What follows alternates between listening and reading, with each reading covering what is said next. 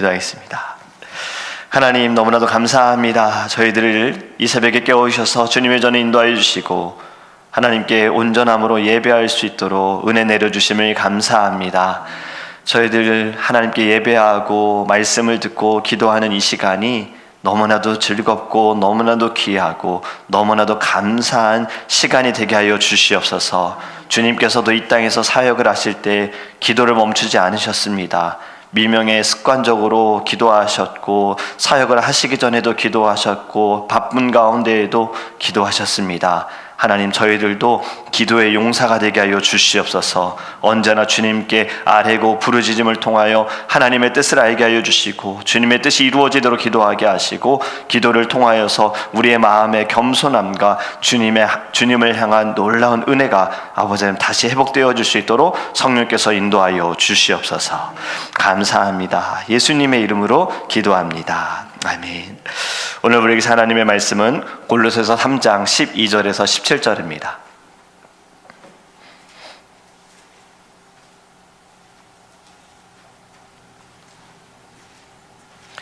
골로새서 3장 12절에서 17절입니다. 제가 주는 성경책은 신약성경 327페이지입니다.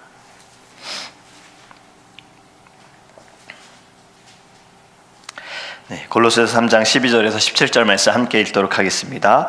그러므로 너희는 하나님이 택하사 거룩하고 사랑받는 자처럼 긍휼과 자비와 겸손과 온유와 오래 참음을 옷 입고 누가 누구에게 불만이 있거든 서로 용납하여 피차 용서하되 주께서 너희를 용서하신 것 같이 너희도 그리하고 이 모든 것 위에 사랑을 더하라. 이는 온전하게 매는 띠니라.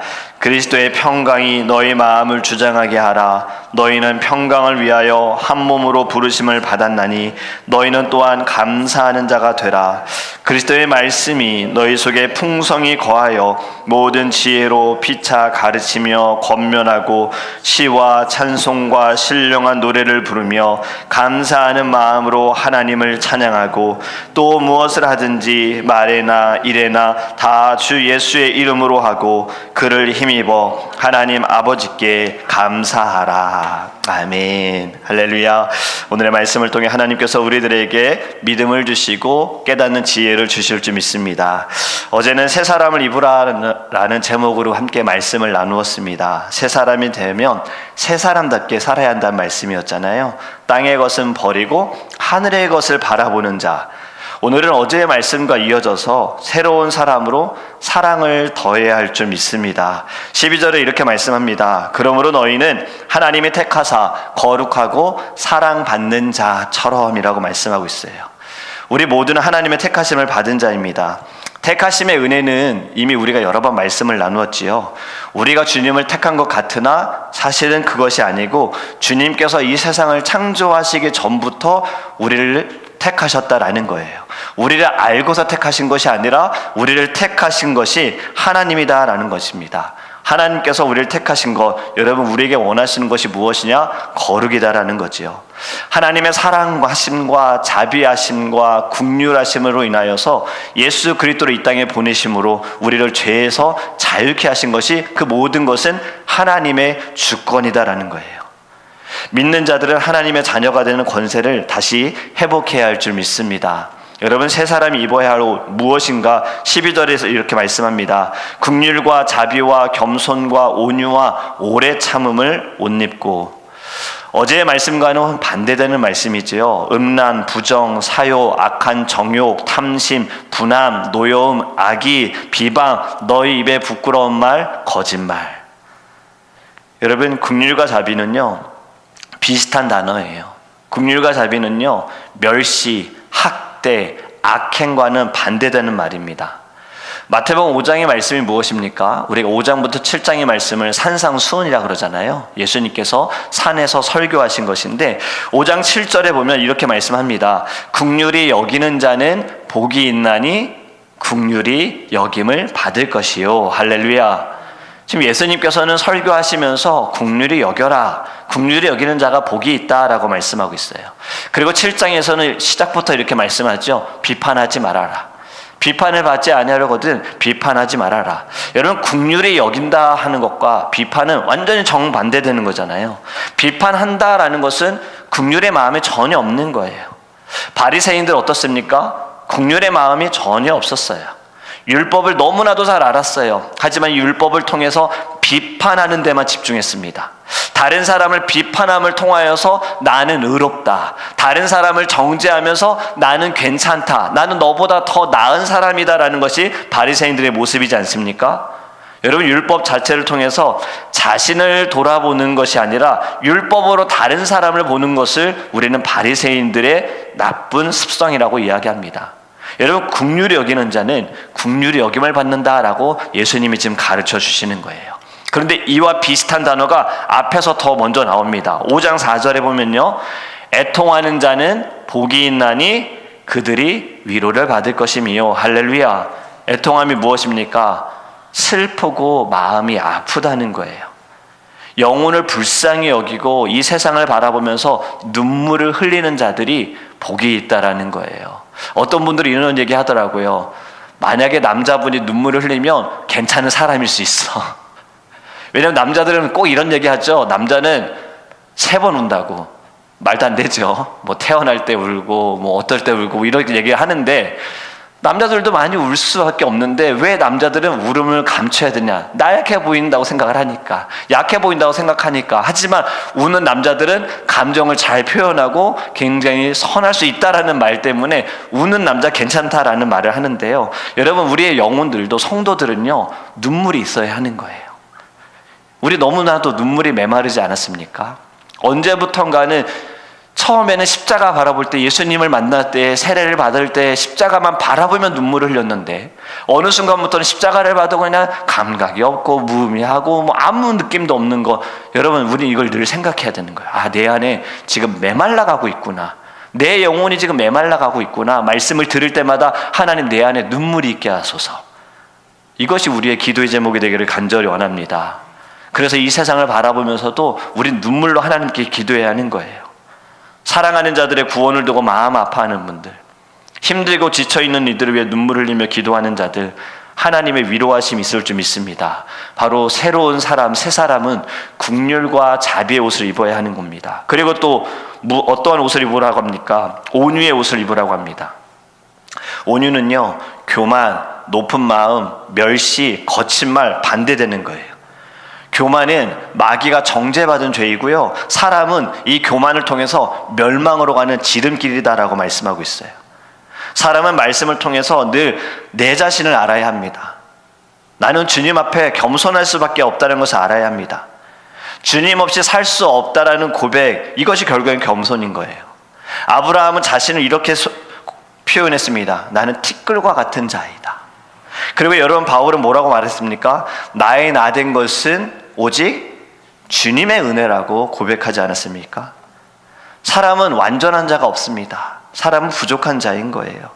그렇기 때문에 내 자신을 높이거나 내 선함을 자랑하지 말아야 하는 거예요. 신명기 17장에 보면요, 왕이 되는 자는 반드시 하나님의 율법을 곁에 두고 읽음으로써 그의 마음이 그의 형제보다 교만하지 않도록 주의하라라고 교훈하고 있습니다. 이 말씀, 신명기 17장의 교훈은요, 오늘날 주의 종들과 직분자들과 성도들이 반드시 가져야 할 태도이고 자세일 줄 믿습니다. 율법, 말씀이잖아요. 말씀을 읽을 때마다 내가 다른 형제보다 낫다라는 이 마음 버려야 하고, 교만한 마음 버려야 하고, 늘 겸손함으로 온유의 옷을 입어야 할 줄 믿습니다. 그리고 또 어떤 옷을 입으라고 합니까? 오래 참음의 옷을 입으라고 하고 있어요. 오래 참다, 조급하다라는 것과는 완전 반대된 말이죠. 조급한 자는요, 자기의 감정을 억제하지 못합니다. 절제하지 못해요. 자제심이 부족해요.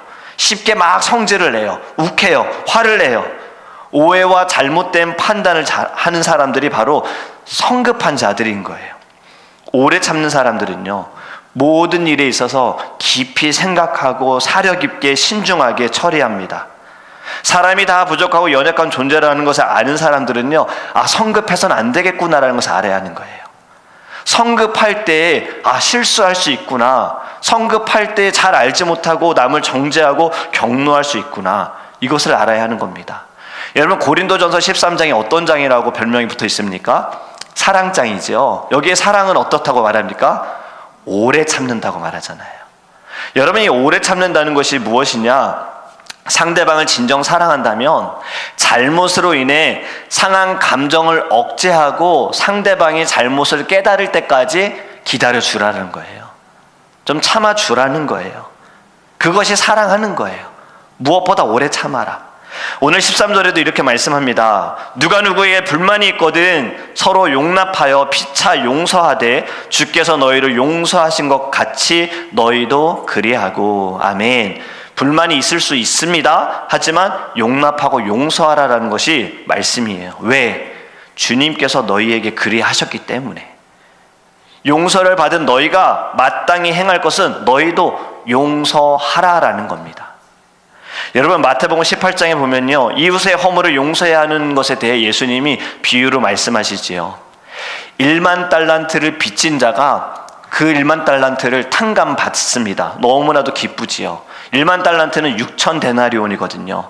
탕감받은 것이 신나서 집으로 돌아오는데 자기에게 100 데나리온의 빚을 진 자의 멱살을 잡지 않습니까? 너 왜 내 100 데나리온을 갚지 않아? 그리고 그를 감옥에 집어넣잖아요. 여러분, 1만 달란트를 현재의 가치로 계산해보면 6조 원 정도 되고요. 이 100 데나리온은요 1,000만 원 정도예요. 차도 살 수 없는, 굉장히 비교할 수 없는 큰 차이죠. 예수님이 왜 이러한 비유를 말씀하십니까? 자신이 큰 것을 탕감받은 것은 기억하지 못하고 다른 사람의 작은 것에 대해서 목숨을 걸고 그를 해하는 것에 대해 말씀하고 있는 거예요. 내 들보는 보지 못하고 다른 사람의 티끌을 보는 것에 대해서 말씀하는 거예요. 여러분, 용서 없이는 사랑할 수가 없는 겁니다. 그렇기 때문에 13절의 말씀처럼 우리는 용서하기에 힘써야 하는 거예요. 용서하지 않으면 갈라질 수밖에 없어요. 나눠질 수밖에 없어요. 하나 될 수 없는 거예요. 오로지 용서하게 될 때만 주 안에서 하나가 되게 될 줄 믿습니다. 이것이 12절에 말씀한 것처럼 사랑받는 자처럼이에요. 하나님의 사랑을 받은 자처럼, 새 사람이 된 것처럼, 하나님의 자녀가 된 것처럼 새로운 옷을 입어라. 용서하여라. 14절에 한 번 더 강조하시죠. 이 모든 것 위에 사랑을 더하라. 이는 온전하게 매는 띠니라. 할렐루야. 여러분, 모든 것 위에 사랑을 더하기를 간절히 원합니다. 어제 율법도 사랑이라는 말씀 드렸지요. 십계명을 요약할 때 어떻게 요약이 되어집니까? 첫째는 마음을 다하고 성품을 다하고 힘을 다하여 주 너의 하나님을 사랑하라. 둘째도 이와 같으니 네 이웃을 내 몸과 같이 사랑하라. 결국엔 십계명도 사랑인 거예요. 로마서 13장에는요, 남을 사랑하는 자는 율법을 다 이루었다라고 말씀합니다. 사랑은 이웃에게 악을 행하지 않고 사랑은 율법의 완성이다라고 말씀하고 있어요. 여러분, 용서가 있는 사랑만이 우리를 주 안에서 하나 되게 할 줄 믿습니다. 성령이 묶은 거 사랑으로만 연결이 될 수 있다는 거예요. 여러분, 우리가 이 땅의 교회들을 보면서 교회에 문제가 있을 수 있고 어려움이 있을 수 있잖아요. 그런데 그 문제가 일어난 것에 대해 안타깝지요. 주의 종을 통해서, 직분자를 통해서, 때로는 원하지 않는 일들로 사단의 시험과 사단의 유혹으로 교회의 어려움을 경험하게 되어지는데 더 안타까워야 할 것은 무엇이냐? 그 안에 사랑이 없다는 거예요.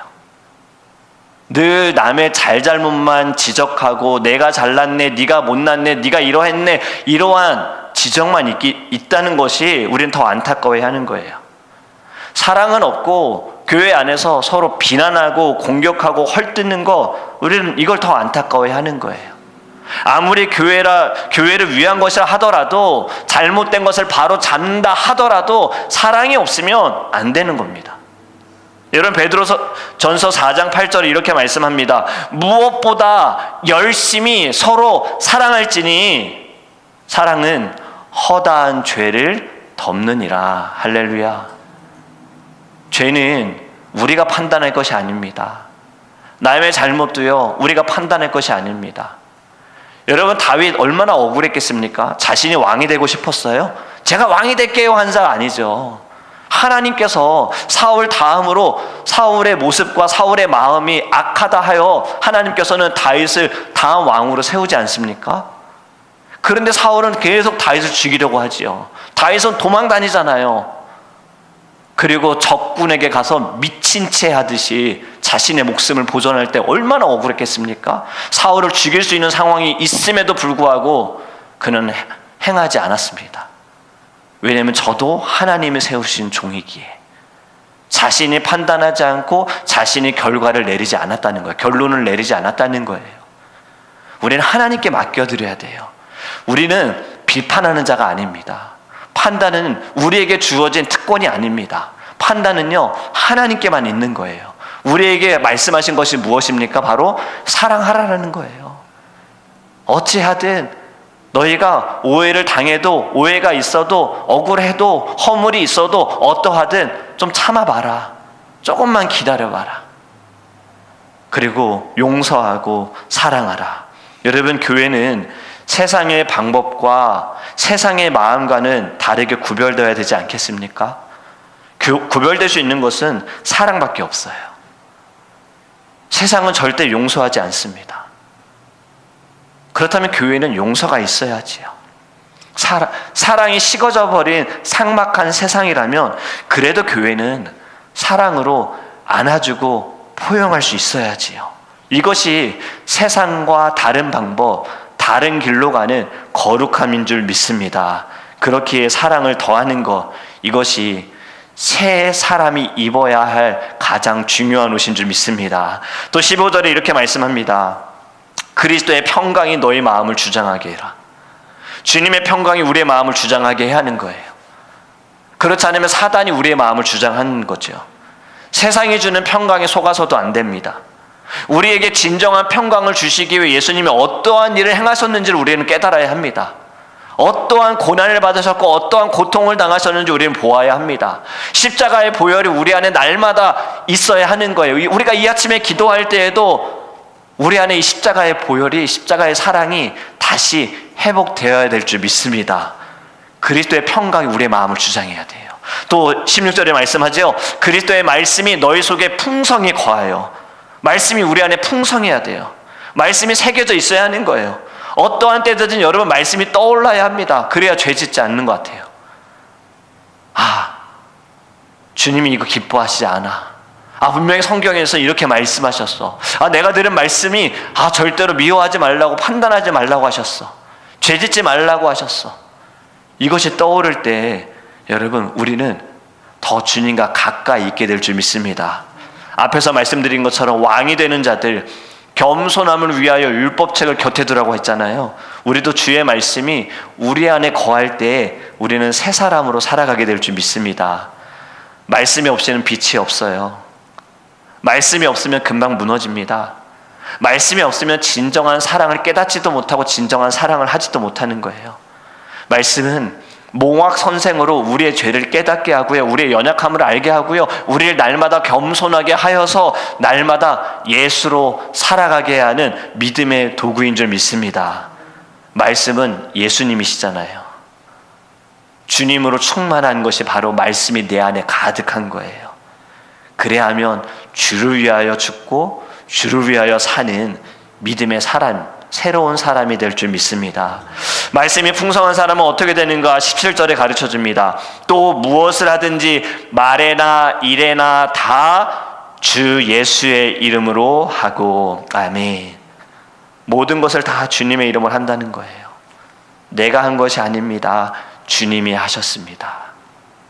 제가 지금 박사학위 공부를 이제 거의 마무리합니다. 수업은 마무리하고 있는데요. 어제도 목사님하고 공부하는데 수업하기 일찍 좀 들어갔더니 목사님들이 저를 이제 알아보신 거예요. 목사님 혹시 어디 교회에서 부교역자로 사역하지 않으셨어요? 네, 맞습니다. 제가 사역을 하고 지금은 이렇게 하나님께서 교회를 개척하게 하셨습니다 하니까 우리 교회 또 방문하신 목사님들이 막 칭찬을 하시는 거예요. 교회가 개척한 지 얼마 안 됐는데 너무나도 교회가 건강하다. 성도님들이 참 너무 사랑스럽다. 우리가 그곳에서 공부하는데 교회에서 간식도 준비해 주시고 과일도 깎아주시고 주의 종을 정말 잘 대접해 주는 너무나도 좋은 교회라고 막 얘기를 하시는 거예요. 제가 그냥 딱 이렇게만 말씀드렸어요. 칭찬을 드리면서 기분이 좋은데 주님이 하셨습니다. 주님께서 다 하신, 주님이 부어주신 은혜입니다 라고만 말했어요. 섬길 수 있도록 우리에게 마음 주신 거지요. 섬길 수 있도록 우리의 환경 주관하신 거지요. 여러분, 우리는 모든 것이 다 하나님의 은혜라는 것을 아는 자들은요, 무엇을 하든지 말에나 일에나 다 주 예수의 이름으로 하게 될 줄 믿습니다. 우리는 무엇을 하든 다 오직 예수만 증거해야 하고 예수만 자랑해야 하는 거예요.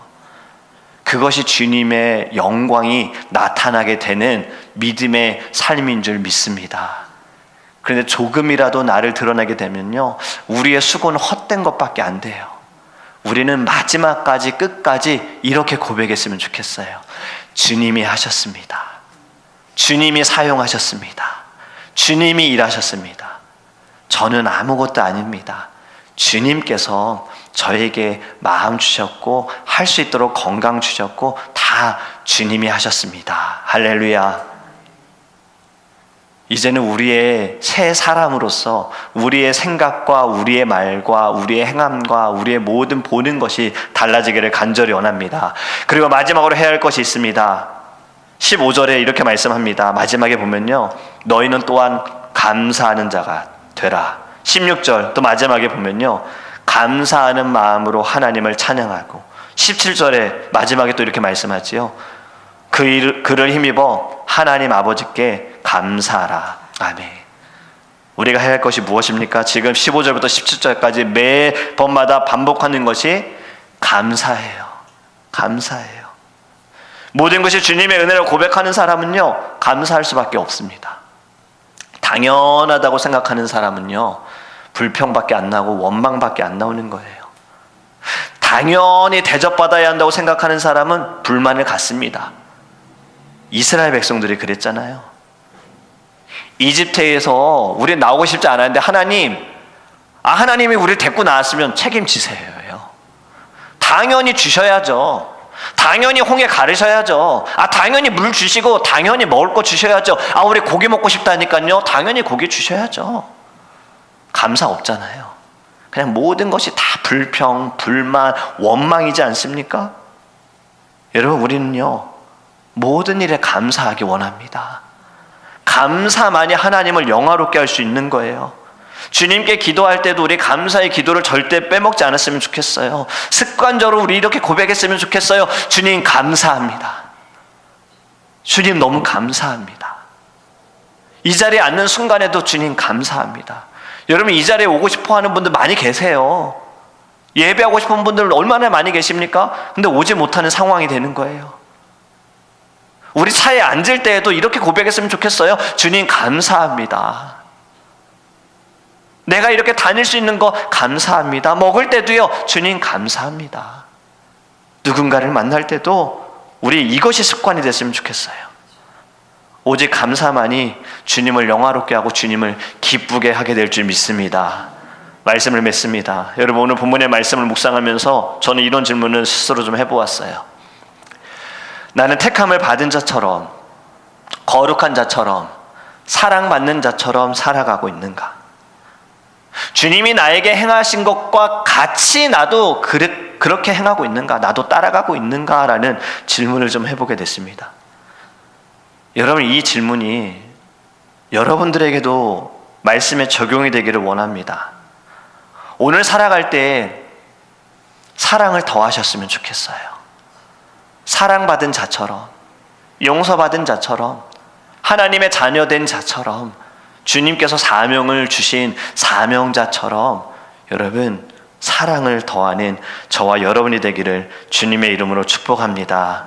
이 세상을 바꿀 수 있는 것도요, 사랑밖에 없습니다. 우리 이 시간 함께 이제 통성으로 기도할 때에요, 우리 이것을 두고 같이 기도했으면 좋겠어요.